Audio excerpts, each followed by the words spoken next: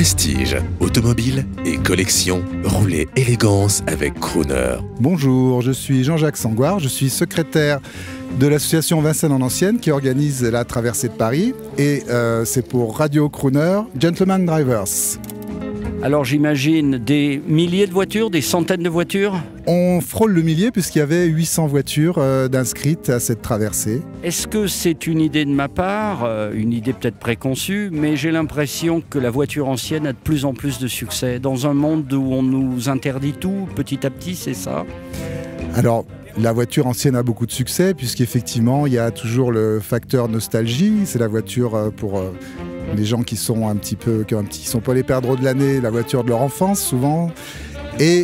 Mais je voudrais dire que c'est pas incompatible avec la modernité, c'est-à-dire qu'on peut très bien, comme c'est mon cas, avoir une voiture ancienne, voire plusieurs, qui consomment beaucoup si on roule beaucoup, mais comme on roule très peu, ça consomme pas beaucoup, et être tout à fait en voiture électrique ou bien en transport en commun pour les habitants des villes, les Parisiens. Donc c'est tout à fait compatible avec la modernité et avec le respect de l'environnement. C'est pas du tout, il y a pas, moi je pense qu'il faut pas voir comme un combat des anciens et des modernes finalement, des anciens nostalgiques avec la voiture qui fait vroom vroom avec un V8 et un V12 et des gens qui utilisent l'électrique. C'est tout à fait compatible, c'est même, je dirais, non seulement compatible mais c'est complémentaire. Il y a beaucoup de jeunes, j'ai vu beaucoup de femmes au volant et puis quelque chose que vous savez, que j'ose dire, la plupart des grands dirigeants de ce pays, les gens du CAC 40 entre autres et les gens du gouvernement adorent les voitures anciennes. Donc je ne sais pas comment ça va se passer, j'espère qu'on ne va pas nous interdire de rouler avec. Non, on va pas nous interdire. Mais effectivement, les jeunes, c'est aussi, comme vous l'avez dit, quelque part un espace de liberté.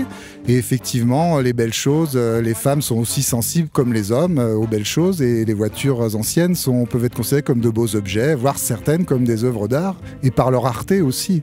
En parlant de jeunes, beaucoup de young timers, c'est-à-dire des voitures qui ont une vingtaine d'années et qui parfois coûtent très peu cher, mais qui rappellent cet esprit de liberté.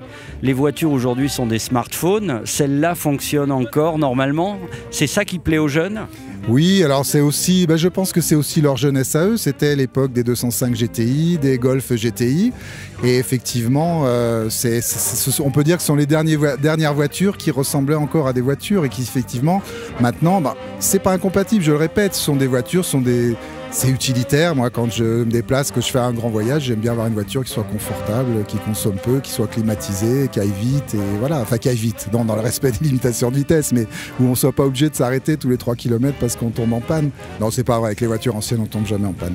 Alors pour les gens qui veulent vous rejoindre... Alors il y a notre site qui s'appelle vincenneenancienne.com. Sur ce site, vous aurez toutes les informations pour la prochaine traversée de Paris hivernale. Champagne.